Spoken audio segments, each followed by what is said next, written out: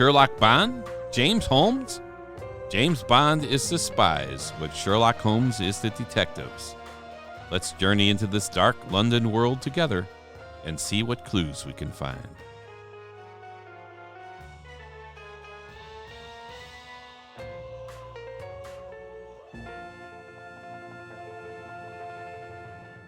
Hi, this is Dan Silvestri. And Tom Pizzato. At SpyMovieNavigator.com, the worldwide community of spy movie fans. Spy movie podcasts, videos, discussions, and more.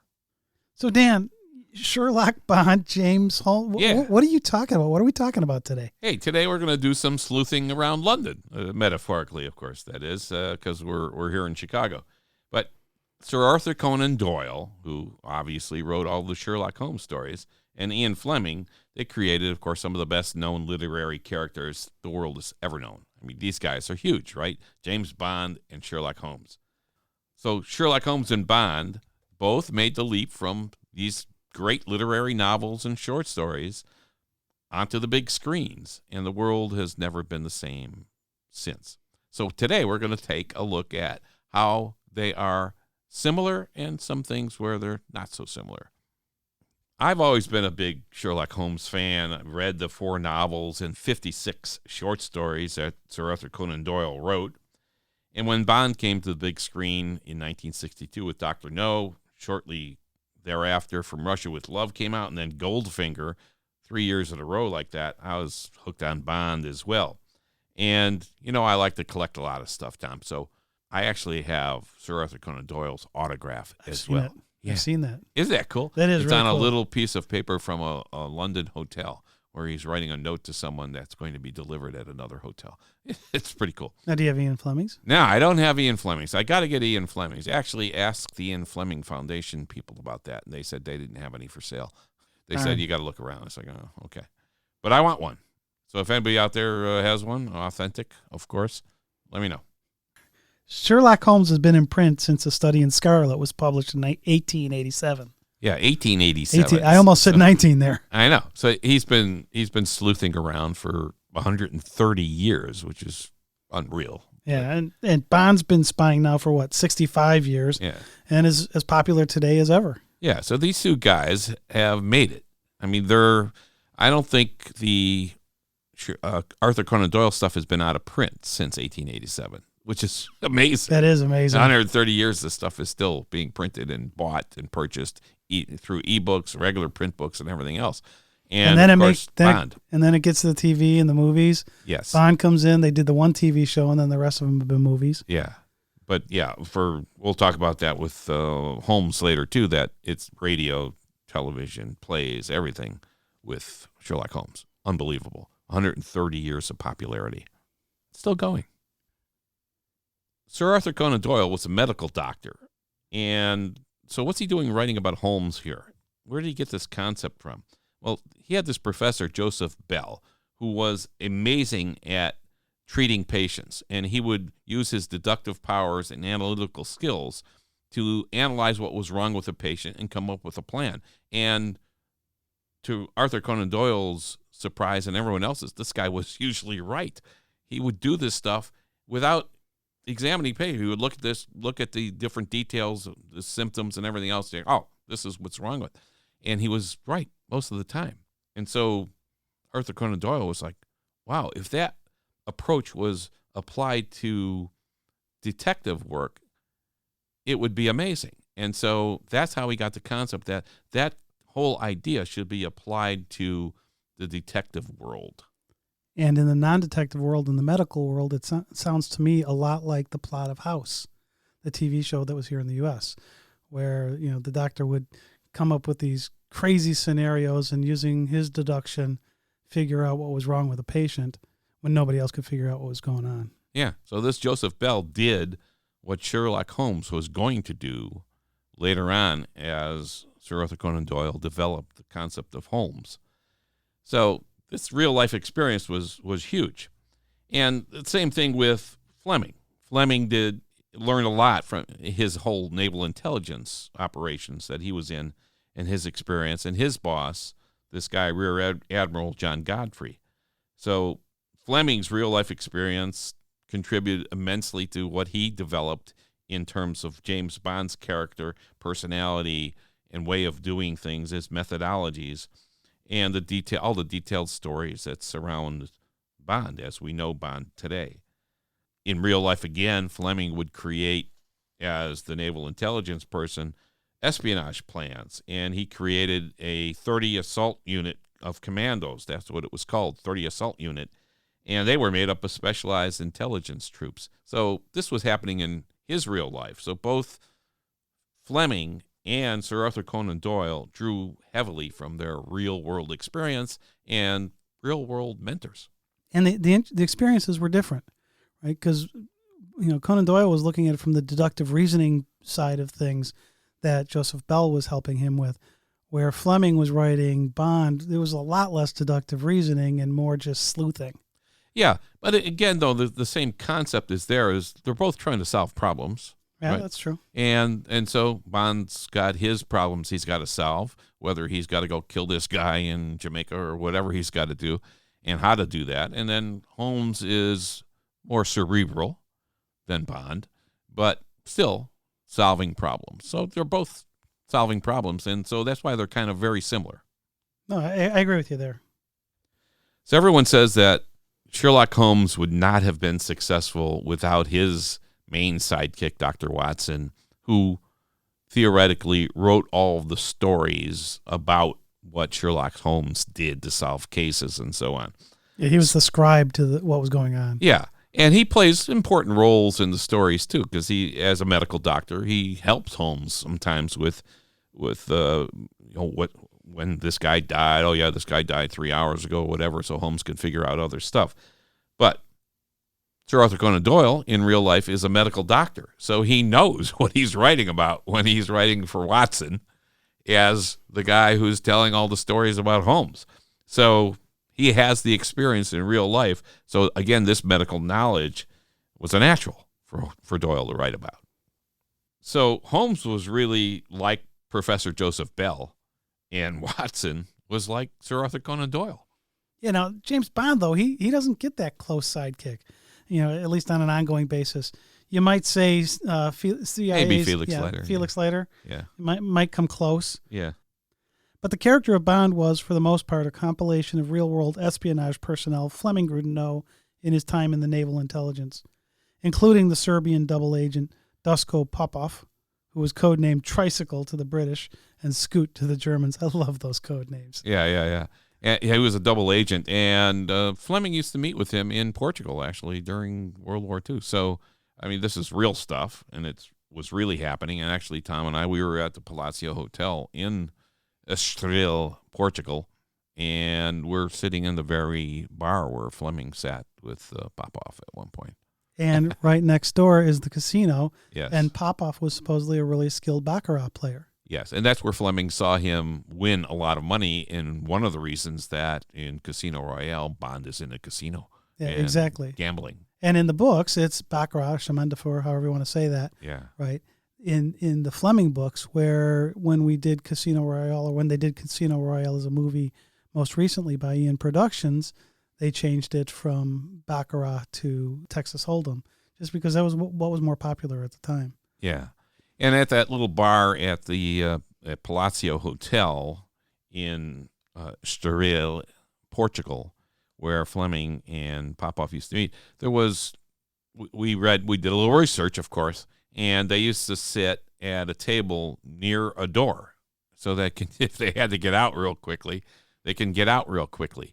So when Tom and I were there, the only entryway into the place was from the lobby, and we thought, well, he's not sitting next to the lobby. But then there was a doorway leading to some terrace kind of thing, but it was enclosed, and it wasn't an exit. It didn't look like a real exit. It looked like more of a conjoining between the restaurant and the bar kind of a thing. Yeah, so we walked out there, Tom and I, and we looked at the floor, and the floor was kind of worn blocks, concrete or whatever. It looked like it was worn out from weather and stuff like that. So we went back in and we talked to the bartender, and we said, was this open at one time, an exit? And she said, yeah, we just enclosed it about 8 or 9 years ago. It's like, ah! And that's so exactly where why they sat. So we figured out where they sat, and so we had a Vesper Martini there, which, by the way, we're I do believe we had more than one. Very good. They were The awesome. first one I remember. They were awesome there. Now, besides the baccarat and the Vesper martinis in the bar, Fleming also attributed many of things he liked in his real life. So the fast cars. I mean, Fleming really liked the Sea Island cotton shirts, and quite honestly, how can you not like those? Yeah, he wore those all the time. And Fleming. just elegance in general. He incorporated that into Bond. So both authors infused their main characters with dimensions of themselves, and both authors were, of course, very well educated. All right, here's another interesting similarity, really, between Doyle and Fleming. And I'm just going to call him Doyle now once in a while. I'm going to call him Doyle, even though he's Sir Arthur Conan Doyle. And, once in a while. That's a mouthful when you're doing a whole podcast. It's Sir Sean Connery, too, but sometimes we just call him Sean Connery, So Doyle was originally going to name Sherlock Sharonford Holmes, and Watson was going to be called Ormond Sacker. Well, it turned out to be Sherlock and Dr. John H. Watson, which is the stuff we're familiar with. And those other ones sound bizarre to us right now when you say it like this. But imagine if we were sitting here saying, "Oh, Sharonford Holmes," like it was just trippingly running off of our tongues. Yeah, or he was going to call him Sherlock. Can you imagine? Yeah, exactly. Yeah, it is what you get used to. Just like Disney World, it's like, what if it was Sylvester World? Hey. So how is that a similarity between Doyle and Fleming? Well, good question. In 1952, there was a draft of Casino Royale. This is when Fleming was writing Casino Royale. And he reveals Bond's alternate, albeit cover name. It was going to be James Secretan. No, wait a minute. We went down to the Lilly Library at Indiana University, and we looked at the manuscripts. It wasn't in that. No, it was not in the version of Casino Royale draft that we went over page by page, by the way, and actually took photographs of every page so we can go back and look at it again anytime we want. And Secretan isn't in there. Secretan is not in there. Oh, by the way, the Lilly Library where we went, they own 11 of the original James Bond manuscripts by Fleming, which is pretty cool. Yeah, that is really neat. Yeah. And we went through all of them page by page, which is great. So we've wondered, why does James Bond almost always use his real name? Because everybody that you talk to says, yeah, he's always introducing himself as Bond. And in The Spy Who Loved Me, she gets all mad about yeah, exactly. Triple X is like, you just gave him your real name. He's like, yeah, they know me already. It's like, well, why? So everyone asks the same question. Well, there is an answer. Drum roll, please. There you go. In an article by Susanna Lazarus on April 15, 2013, she quotes Fleming's niece, Kate Grimmond, as saying this: Ian must have realized it would cause confusion if he had Bond known as Bond to his friends and the security services in London, but as Secretan for his cover name to strangers or people he didn't want to know that he was a spy. So when you're wondering about this the next time, remember this. Though we don't think this makes a whole lot of sense, since even Bond's friend Mathis in the movie Casino Royale and Quantum of Solace, it comes out that Mathis was his cover name. So you could see Mathis's death scene in Quantum of Solace for this tidbit. Now, Dan, you and I have actually sat around in bars talking about this. Yeah. And it's interesting to me because you've got Sir Arthur Conan Doyle doing Sherlock Holmes using his real name. He might have had a different name instead of Sherlock Holmes, but it wasn't going to be a cover name. It was going to be his name. No. Bond almost got a cover name. Yeah, Secretan. Yeah, and now Jason Bourne was a cover name for David Webb. Yeah, he had a cover name. And as far as I can tell, Ethan Hunt doesn't have a cover name either. So you've got Bond, Hunt, and Holmes all using their real names. Jason Bourne uses a cover name. Mathis uses a cover name. Yeah. Seems kind of all over the place as to how these get used or not used. Yeah. Within the Bond world, when his niece said that, I thought, oh, okay. When I first read it, I thought that makes some sense that there would be confusion, and there would be for the reader. It would be like, absolutely, what's the deal here? And so it's easier to just call him James Bond everywhere. But then you have in the movie Mathis with a cover name. That's his, because Bond asked him, "That was your cover name, right?"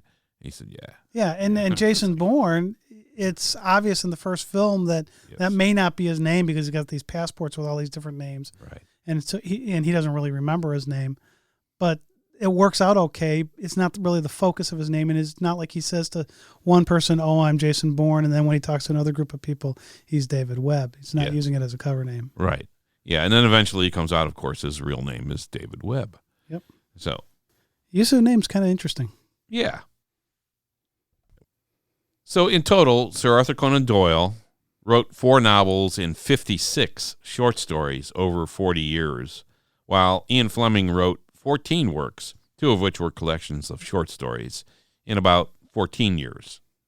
And after the deaths of each, their characters lived on through authorized novels and continuation stories by various authors, approved by their relative estates, and some not approved, actually. Some of the Conan Doyle ones. So, like the Conan Doyle estate approved a novel in 2011 to be written about Sherlock Holmes, and that was the first approved since 1915, which was the last canonical novel by Doyle himself when that was published. So it's a little weird because all the Sherlock Holmes stuff has been out there, and only one has been approved since 1915. Yeah, where if you look at Bond, you've got the Ian Fleming Foundation approving a bunch of different continuation writers. Yeah, Ian Fleming Publications now. It used to be Glidrose, I believe. Oh, that's right. Yeah. Yeah, and so they've actually approved these continuation authors to keep that story going without this huge gap in time. It was actually fairly quickly after Fleming died they started letting that happen. Yeah. We're going to actually have a podcast in the future with Raymond Benson, one of the continuation James Bond authors who wrote 6 James Bond novels and 3 novelizations of Pierce Brosnan movies, Bond movies.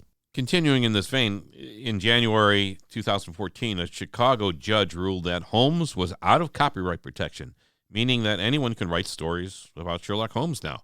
Wow. Unless this ruling is overturned, then it's going to stand. So we've not heard anything about it being overturned since. But if you're thinking about maybe writing a Sherlock Holmes story, maybe you better check it out for yourself. Yeah, you don't want to spend all that time writing one and being told, not really. Yeah, copyright laws in the U.S. have continuously been extended, and I think the last we heard it was like 70 years past the death of the author, right? Yeah, that's it. So you better check if you're thinking of writing a Sherlock Holmes one. Yeah, it's interesting because like with some of the movies and stuff, you see things like when the Wizard of Oz came out of copyright protection. You had all these commercials which had snippets from the movie in there, and they actually drew some pretty bad backlash here in the U.S., so that stops pretty quickly. Oh. Regardless, both Sherlock Holmes and James Bond have survived their respective authors' deaths through many additional books, short stories, movies, plays, radio adaptations, and more by many different actors. The first Sherlock Holmes radio show was in 1937, starring Louis Hector. Clive Brooke played the first speaking Holmes in film, and Basil Rathbone did 14 Sherlock Holmes movies. He was my favorite Holmes in the movies. He was but there have been a lot of people who have played Holmes. Yeah. Even the new Sherlock Holmes TV series, Sherlock, with Cumberbatch is excellent, and it kind of modernizes the whole Sherlock Holmes thing. But there's been a ton of them. But, one interesting guy who played Holmes in a 1976 made-for-television movie called Sherlock Holmes in New York was Roger Moore. That's good. Yeah. I like that. Roger Moore. This was in between The Man with the Golden Gun and The Spy Who Loved Me. So in between 1974 and The Man with the Golden Gun and the 1977 The Spy Who Loved Me, Roger Moore was in Sherlock Holmes in New York. So Bond as Holmes. How about During that the time for a he's connection? playing Bond. That's cool. Yeah. Many different actors played Sherlock Holmes, and so far, through Eon Productions' official James Bond 007 movies, only 6 different men have played James Bond. But the similarities are there. The characters live on. We have a link on our website, too, if you want to see Roger Moore playing Sherlock Holmes in New York. You can watch the entire show through the link on our website. The funny thing is both these characters are fictional, of course, and the crazy thing is Sir Arthur Conan Doyle used to get letters from people asking for Sherlock Holmes's autograph or if Holmes could help them with a case. That's great. I mean, I actually watched some documentaries where you see actually hear Sir Arthur Conan Doyle. They're filming him telling about this, and he's like baffled. It's like I couldn't believe it. Can I get Sherlock Holmes' autograph? Yeah, that's hilarious. Yeah, and some were for Watson's autograph and stuff like that. I don't think anybody thinks James Bond is a real character, but in this crazy world, who knows? Maybe somebody does. I get James Bond's autograph. Yeah. Well, I'll sign one for you. Yeah, there you go. Now, I do have a couple of autographs of people who have played Bond. I've got Sean Connery's and Pierce Brosnan's. But it's them. It's not Bond. It's not Fleming signing it, Bond. Yeah. For Sir Arthur Conan Doyle, he never dreamt he'd be writing so many stories about Sherlock Holmes. After A Study in Scarlet, his first novel, he thought he was finished. Doyle really wanted to write historical novels, medieval stuff, but Holmes was in demand, and he wrote for money, like Fleming said he did. Yeah, in 1891, this is 4 years after his first Holmes publication, he wrote to his mother saying that he was thinking of killing off Holmes. And basically, because Holmes, he said, was ruling his life. He couldn't write all his medieval stuff he wanted to write. And his mother said, no, don't do that. Good advice, Mom. Yeah. But in 1893, a couple of years later, Doyle wrote The Final Problem. And in that story, both Holmes and his archenemy, Moriarty, plunge off a cliff at Reichenbach Falls to their deaths. Really? I was going to say, I guess they didn't really die. Yeah. But similarly, I mean, Fleming did something like this too, right? From Russia with Love, at the end of the novel, he's left poisoned by Club, and you don't know if he's going to survive or not. It's unknown at the end of that novel whether Bond is going to live, because it ends with him being poisoned. Yeah, and you only live twice. He ends that with Bond as a fisherman. He's with amnesia. Yeah, Jason in the novel. Jason Bourne, maybe. Yeah, well, I'm saying, yeah. There's a hint right there, right? Yeah. So is this another way to get out of Bond? I mean, were these characters torturing these authors, where it's like, I just got to go do something else, but the money keeps rolling in when I do this Bond or this Holmes thing? Because everyone who wants to ever be an author would dream like, this is so ideal, right? One after another, you're writing this stuff. And these guys who were really writing, I was like, I want out of this. Especially Doyle. He definitely wanted out of it. Well, yeah, he wanted out of it. But after he has them fall, off the falls there, he received such an outcry from his fans that they were like, come on, bring Holmes back. We want more Holmes. The fans wouldn't accept his death. Yeah, the fans would not accept his death. So Doyle, he was feeling trapped to keep Holmes alive, right? I mean, it's like these fans are like, keep him going. So he resurrects Holmes in 1903 after 10 years. 10 years. And writes Holmes stories until the last one was published in 1927. Yeah.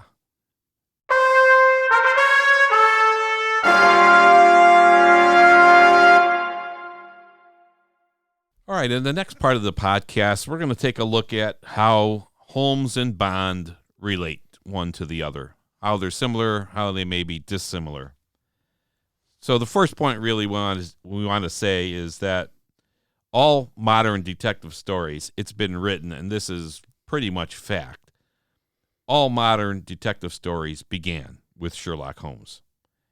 And we, at SpyMovieNavigator.com, we contend that every spy movie since Bond must tip its hat to Ian Productions for doing the Bond movies. Yeah, we're not saying that Bond was the first spy movie or the first spy book, but most of the spy movies that have been done since Bond was created really do take some of their roots from the Bond world. Yeah. Holmes was a social genius before social media, meaning he knew how to move through society to help solve his cases. Through his Baker Street irregulars. Yeah, that was the bunch of kids he had out there, kind of street urchins, really, going to get information doing the from work him. for him. And he'd pay them a little money, and they'd come back and do stuff for him. Yep. So he'd use them. He'd use disguises. He'd use science. Now, Bond was a spy genius. He knew what to do in most situations. But there's a huge difference. Holmes did not fail often, even in the subplots. He was beaten by the woman. Irina Adler. Yeah, but not in many other episodes. Bond never really fails in his ultimate goal, but in the subplots, a lot of people he touches die. They die. Right? In Goldfinger, for example, Jill Masterson and her sister, Tilly Masterson, both die after Bond got involved with them. Holmes doesn't lose too many comrades along the way, if any. All right, Holmes had some fighting skills, as he was very good with boxing. He had very strong hands. Take a look at The Adventure of the Speckled Band, where he says he unbent the fireplace poker. That had to be hard to do. Yeah, he's a swift runner. He's got some martial arts skills, as he makes reference to another story, The Empty House, that he has some knowledge of Bartitsu, which is some type of Japanese martial arts. Actually, kind of a combination of modified, what? Kind of a combination. Oh, yeah. Combination of many. Some type of Japanese martial arts. Actually, a combination of many Japanese martial arts modified by a man, Edward William Barton Wright, which is kind of the combination of his name, Bart, and Jujitsu. So it's Bartitsu. Though I believe Conan Doyle calls it Baritsu in the story. I don't know why.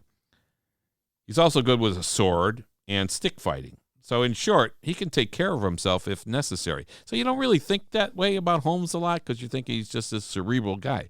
But he is very physical and can take care of himself. Yeah, he's not constantly pulling out a Walther PPK with a silencer on the end of it. Yeah, unlike Bond, he rarely carried a weapon. But he's nonetheless a skilled shot, as is evidenced in the story The Musgrave Ritual, where he shoots the Victorian Regina insignia in the wall. So Mrs. Hudson, his landlady, was thrilled about that. Yeah, this is in his little flat. It's like, yeah, thanks. And he shocks always Watson with the gunfire. What is that? I'm just practicing. It's like, oh. Anyway, so he was really a good shot. Bond is well trained in martial arts and always carries a weapon. However, in terms of intellect, I think you have to say Holmes has the edge, which is why he most often did not have to fight. His powers of deduction were baffling to all.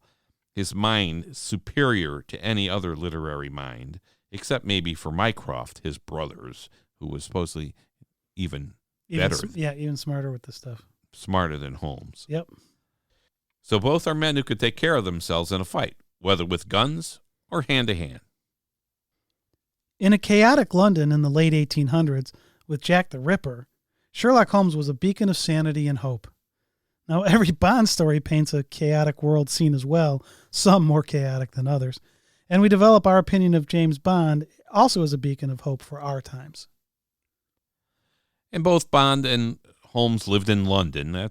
Bond's headquarters was London. Of course, he travels all over the world. Holmes got out of London, too, to exotic places for the time, like France and Switzerland. He traveled the world extensively for 3 years when the world thought he was dead after the Final Problem incident where he falls off Reichenbach Falls. Bond, of course, mostly gets out of London and has been all over the world. The movies continue to focus on exotic locales, like Bond 25, returning to Jamaica. Yeah, and I love the Switzerland thing because Bond goes to Switzerland a couple times. And actually, the On Her Majesty's Secret Service, Piz Gloria, is actually not that far from the falls where Moriarty, Reichenbach Falls, where Moriarty and Holmes plunged fight to it. their death. Holmes, of course, worked for himself and for whatever client he accepted. Bond, of course, is a public servant working for MI6, a blunt instrument of the government, as Fleming once described him. Holmes answers to no one but himself. Bond must always answer to M. Yes, and there's many, many scenes of that. Of him answering to M. Exactly. Now, in real life, Holmes had a great influence on real police work. It's amazing, actually. He studied forensics, for example, before there was forensics. Exactly. Creating a new field as a character in a novel. Yeah. Again, Sir Arthur Conan Doyle's medical background aids in him writing about this stuff before people actually did it on the police forces. So forensics is one example. but he did ballistics analysis, chemical analysis, handwriting analysis, autopsies, microscopic examination, blood analysis, and going undercover with disguises, all these things before police forces actually did them. That's kind of cool. amazing. Yeah, a fictional character actually guides what police end up doing. Yeah, it is stunning. It's kind of like Star Trek, all the things that are coming around now. He's like, oh, that was all in Star Trek shows and stuff, and now it's coming to be. This guy was like predicting the future techniques for police forces with a fictional character. It's stunning. Really. I'm still waiting to be able to be beamed up from Star Trek. Yeah, beam me up, Scotty. There are a lot of shows about the real Sherlock Holmes that go into how he impacted criminal investigations forever. Yeah, now Bond, on the other hand, he has special skills that were pertinent to his line of work as a spy. He was MI6's best gambler. Yeah. He knew cars. He was its best shot. And he was a very quick thinker. He could outguess opponents, etc. For Holmes, science was omnipotent, and reason could solve problems. Yeah, for Bond, though, it was finesse, strength, winning people over, and killing skills. A lot of good killing skills. Did Bond influence anything in the real spy world? I'm not really sure that I would say. It was more the opposite. Although the rebreather he uses in Thunderball, I love that story. We've told it before, where he could stay submerged underwater and breathe for a set number of minutes. 3 or 4 minutes, yeah. That was in the movie, right? But it got the attention of the British military.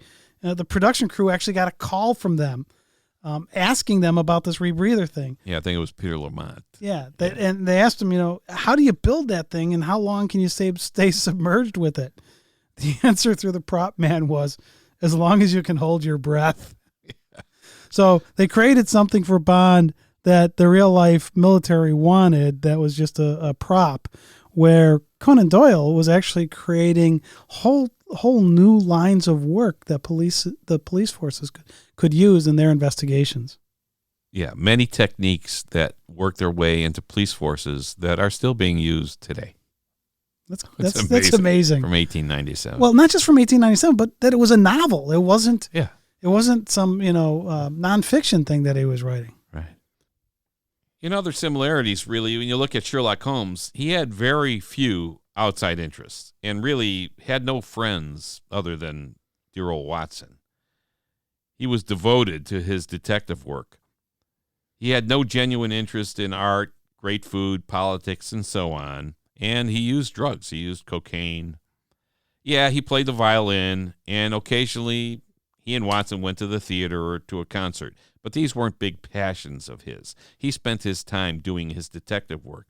Most of his time was dedicated to advancing that knowledge of his detection. He was doing experiments, writing monographs, which are papers or theses, on various topics like tobacco and so on, updating his files, etc. This is what he did with his spare time. Although he kept an eye on the politics and the art and stuff, and that he understood it and he could recognize different things. There was a couple with art that he knew some stuff about that was kind of surprising, given that really wasn't one of his passions. Oh, he's a tremendous reader. He reads the papers, he reads everything, and files things away so that he knows about everything. He knows about artists. He knows about music. He knows about all this stuff. But it wasn't one of those things that he'd go out and do this all the time. And it's like, yeah, we got to go do this. This is fun. It was more of an educational exercise. Yeah, exactly. And we know that after Holmes retires, he takes up beekeeping in the countryside. Now, keep in mind, we know Holmes only through Watson. And that friendship between Watson and Holmes is the greatest friendship in literature. And everyone who ever reads Sherlock Holmes, anyone who criticizes the Sherlock Holmes, who analyzes it, says it would have never worked. Holmes would never have been as popular if Watson wasn't the character delivering the stories. You had to see it through somebody else's eyes. Yeah. Yeah, absolutely. It's just brilliant. Yeah. Now Bond in his world was very similar. At one point, when he was asked if that is a friend, he quips, "I have no friends." Yeah. His only true interest was in cars, and he loved his Bentley in the books, and other faster cars like the Aston Martin DB5 in the movies. So both were similar. Bond was also very dedicated to his job, And both, we think, were a little out of touch with the day-to-day world around them. Yeah, I think that's a true statement. Right, so neither of these guys really had friends except for Watson for Holmes, and Bond didn't really have any friends, but that was about it. But they had their arch enemies. They had their enemies. Bond and Sherlock Holmes each had their arch enemies. For Holmes, it was Professor Moriarty, which they describe as the Napoleon of crime. And for Bond, it was Blofeld, Smersh, Spectre. Professor Moriarty was the intellectual equal of Holmes, but on the criminal side. And a lot of Bond's villains, including Blofeld, right, are equally clever as Bond. Though they never really just shoot him to kill him. It just always cracks me You would up. think that would be part of their smartness. Yeah. But the professor didn't just kill Sherlock Holmes either, though he tried at times to do so. In the actual Doyle stories, Moriarty really only appeared twice. He was only featured twice, but was given a greater role in the subsequent stories, television and radio adaptations, and the movies. Yeah, they seem to do that with these characters, these ancillary characters, if you will, from the books. I mean, even Bond does that with, Moneypenny. Very little bit about Moneypenny in the books. Yet she's in almost every Bond movie. Yeah, the funny thing is she's in almost every Bond movie, but I was just looking at Roger Moore's book, Bond on Bond, and there's a paragraph about Moneypenny in there and says even though she appeared, I think, in 14 films, he said she appears on camera for a total of 20 minutes and with 200 words or less. And everybody knows Moneypenny. Everybody knows This Moneypenny. is how powerful these tangent characters can be. Anyway, that's a great book, too. Check it out, Bond on Bond by Roger Moore, Sir Roger Moore. Though half a century apart, we don't think Holmes and Bond lived too close to each other geographically.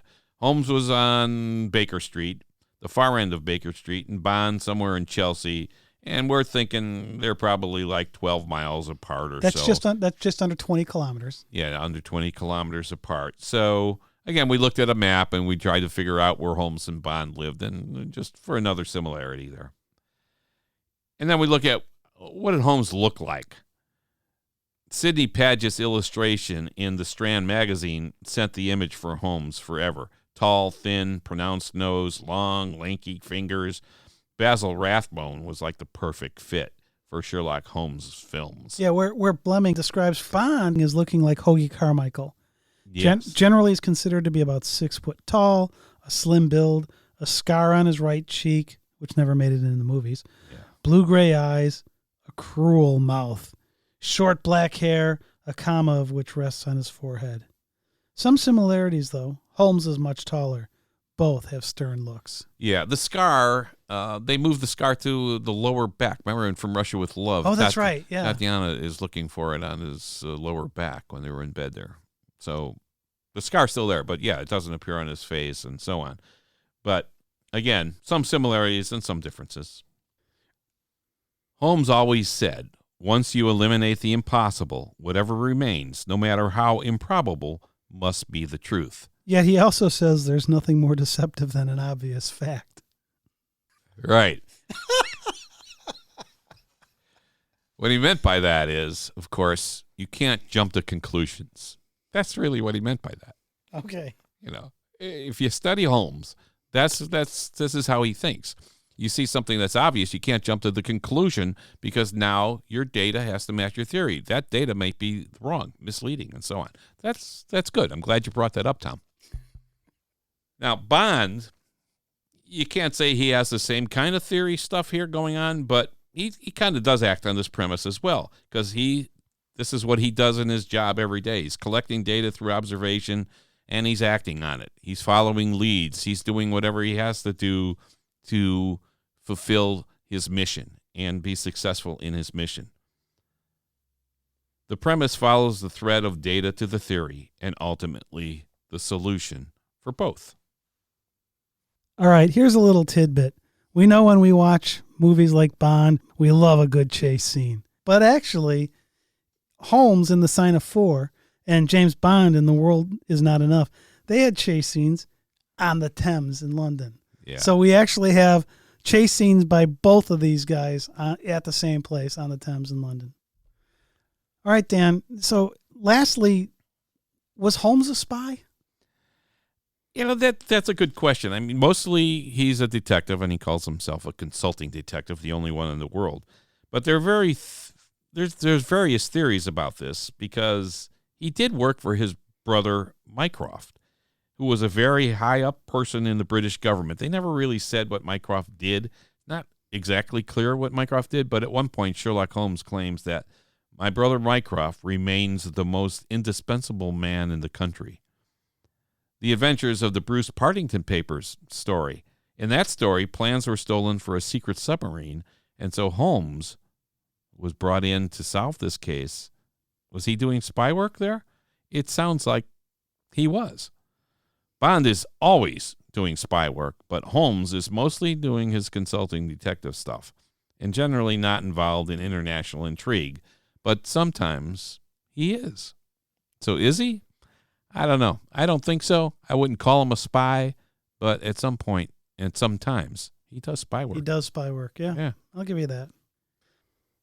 Of course, James Bond lives on through the additional authorized James Bond novels with the approval of Ian Fleming Publications, and through the Eon Productions James Bond 007 movies. There have been 24 to date, with Bond 25 in the works as we speak. Bond is spying in his 66th year already. Yeah, and Sherlock Holmes has been the subject of like 120 novels since the death of Doyle. Hundreds of films and information segments about Holmes, radio adaptations, live plays, a whole bunch of stuff. Holmes is in his 132nd year now of sleuthing. So if you like Sherlock Holmes, check out a nice website, everythingsherlock.com. All this makes us believe more than ever that James Bond is to spies what Sherlock Holmes is to detectives. That's how big Bond is. We hope you enjoyed sleuthing and spying with us today. Please keep coming back to our website at spymovienavigator.com. Download our podcasts and spy with us. Thanks for listening. This is Dan Silvestri And Tom Pizzato with spymovienavigator.com, the worldwide community of spy movie fans. Spy movie podcasts, videos, discussions, and more.